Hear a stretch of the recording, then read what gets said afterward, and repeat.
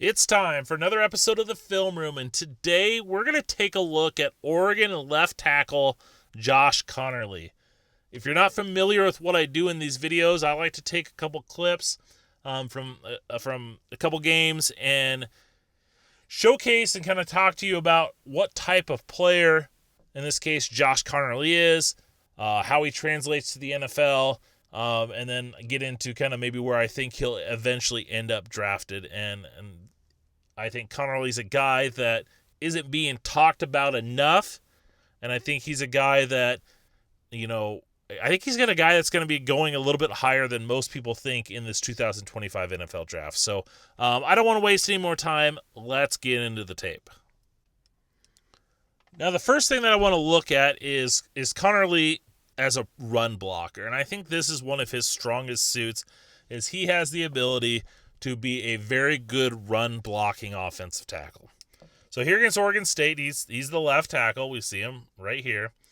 And Oregon's going to run to his side. And what I love here is he's able to reach to his left. And not only does he reach to his left, but this defensive end sees the ball coming to his side, and he's trying to get that outside leverage. And Conerly's able to engage with him, stick with him, and kind of push him out of the way, allowing his running back to that hole to kind of open up, get upfield, and try and get the yards. Yes, you'd love to see him be able to hook him, maybe kind of control that edge against him, but he's able to just push him out of the way, open up a running lane for his running back to get upfield. On this play, we're going to have the running back kind of go up this B gap in between him and the guard. And what I love here is he shows his ability to seal off. Nice easy block. Got the pass rusher. Looks like he's playing 7, maybe a little bit of a 9.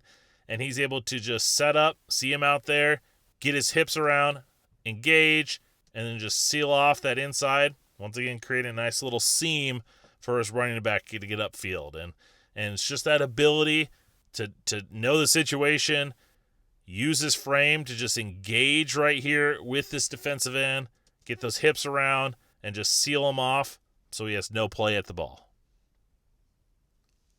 Now, the first two clips I showed you were more occupy-type blocks.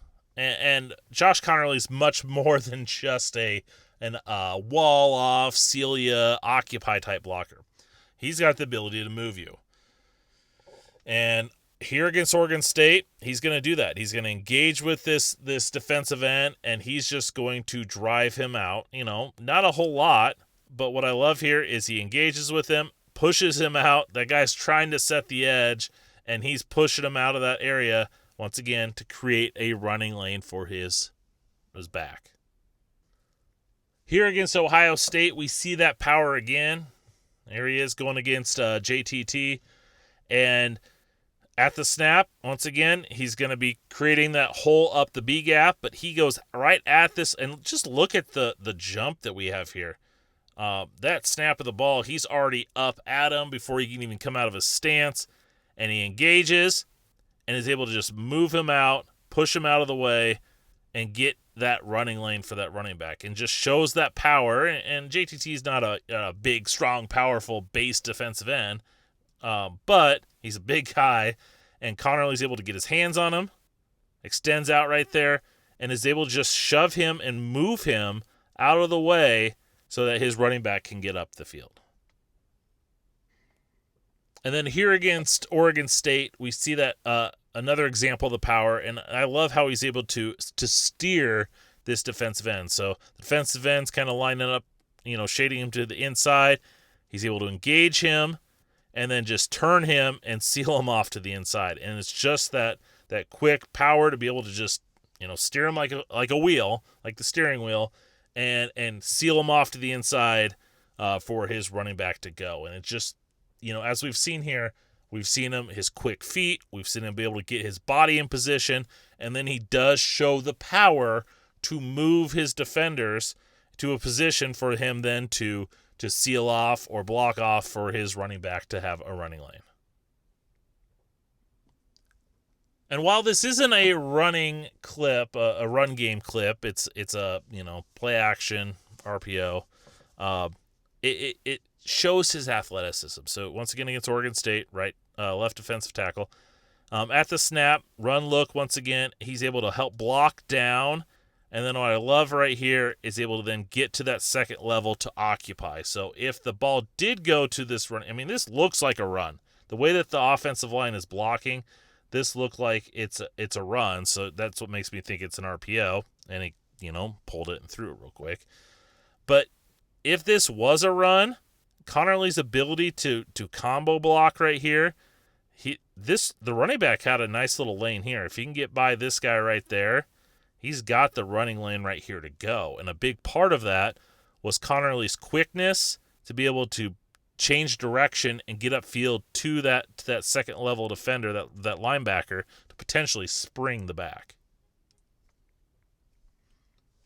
All right, let's transition over to pass protection because, the NFL's a passing league. Let's see how he blocks in pass pro. And what I like about Conerly is he can kind of do a lot of different things. So here against Oregon State, he's not going to need to drop. Oregon wanted to get the ball out quick.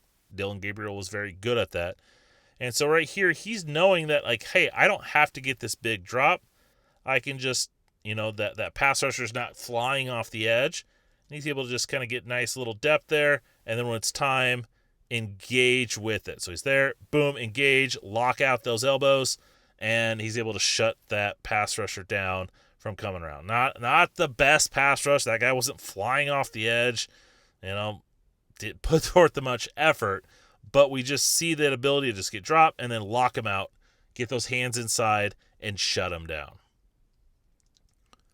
We see another example of that here against Oregon State as well. Once again, at the snap, he's not doing a big kick step to get depth. He's knowing that, hey, I can kind of slow play my drop right here, kind of sliding back, and then boom, gets those hands inside, locks him out, and shuts him down. And he's not doing this. I get it. And I might hear it in the comments. Oh, he's playing against Oregon State. The pass rush doesn't look good. But it's just that ability. He gets his hands on him, and that guy can't do anything. And he's able to just keep sliding out with him and just kind of lock in on those in the inside and shut him down. And just another example, again, once again, it's just his ability that he's able to just, when he knows it's the time, just to be able to, right there, sees that opening, just attacks right in, gets to the body, and just shuts him down. And it's just that ability to just, that timing, and just know that, hey, I can be patient, I got to see my opening, and boom. And he doesn't have to get that big drop. He can slide out with that defender, and then just boom, get in there, get those hands in, and shut the defensive end, shut that pass rusher down with his hands, locking him down inside. Now, because of the nature of Oregon's offense, they weren't asked to drop. I'd love to show clips of him getting depth and that, but he wasn't asked to do that a lot because, once again, they got the ball out quick. And so we saw a lot of what I just showed you. Here against Ohio State, playing against better pass rushers, he can show off his athleticism. So here, going against JTT, he's able to, go drop into his little 45 set, whatever you call it, sees that he's going inside. He's able to redirect back there, little game action here, and then look at it, just flipping those hips and engaging then with the defensive tackle. Just that ability to mirror and to redirect, that lateral agility there, just shows that he does have the athletic ability. He does have the lateral agility that he can redirect. He did it 2 times right here, being able to, cut off JTT and then shift back out to take the defensive tackle.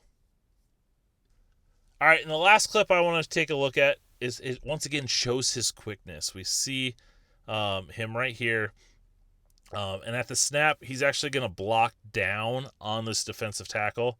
And we just see the quickness to be able to get there, get his hands in, and then just to be able to slide out and just kind of go back and forth, essentially mirroring. And I know it's a defensive tackle, and he's not really he's more of a run defender, but just that quickness to go inside and then engage. And as I showed as he is facing off against defensive ends, being able to get his hands in and shut him down. We see that once again right here against that defensive tackle, a stronger, stouter defender to be able to get his hands and control him. And what I like about this too is, we might see Conerly play some guard initially in the NFL, and we're seeing his ability to match up against defensive tackles and hold his own against them as well. There is so much to like about Josh Conerly as it relates to the 2025 NFL Draft.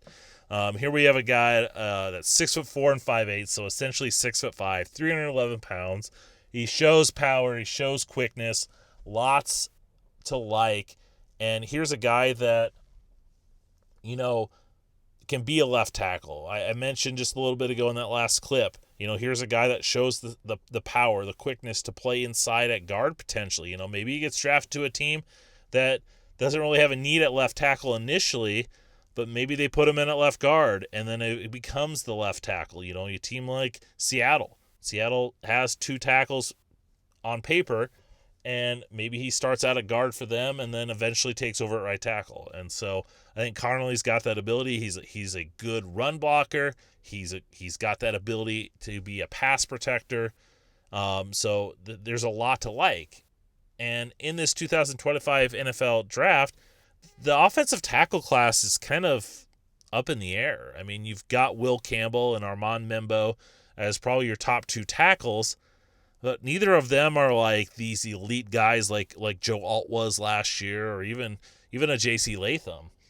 And there's a lot of teams early in the draft that could use a tackle. I mean, I know it's common for everyone to mock a tight end to the Colts, but they could use a tackle. And when you get to, if you look at the top of this class, you've got those 2, as I mentioned, Will Campbell, Armand Membo. Then you've got Kelvin Banks Jr., who's, once again, is he a guard? Is he a tackle?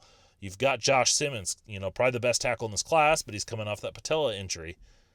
And then you've got Josh Conerly and Irisay from Minnesota. And I wouldn't be surprised if, because then there's a drop-off after those guys. And I wouldn't be surprised if that drop-off after Conerly causes him to go a little bit higher. Do teams say, hey, I know this, we got some good tight ends. I know we got some good running backs, but that class is really deep. So does an Indianapolis, who, they need a tight end, but they can get a good tight end in the second round. Do they go after a tackle? And maybe Kelvin Banks goes up there, and then that slides, Seattle or Arizona, who could be looking at tackle. Do they look at a guy like Josh Conerly? Don't be surprised if he ends up going in the top 20 of this 2025 NFL Draft. I think he's probably a late first, early second is probably where he's going to go. But how teams view that drop-off from tackle could very well push him up this draft. And remember, this is not a top-heavy draft. There's probably like 8 guys that are true first-rounders in this draft. And so from basically picks 12 to 60, you're going to get a lot of comparable guys. And we're going to see some fluctuations in guys who maybe aren't at the top of most draft analysts' rankings go in the first round and surprise you. And I think Josh Conerly is one of those guys that can do that. All right, that's going to go ahead and do it for this episode. If you like what you saw, make sure you subscribe to the channel. Make sure you hit that bell to get all the notifications when a new video comes out. Follow me on social media, draft_Brian. Wherever you do social media, you can find me at draft_Brian. Thanks for watching. Hope you enjoyed. Till next time.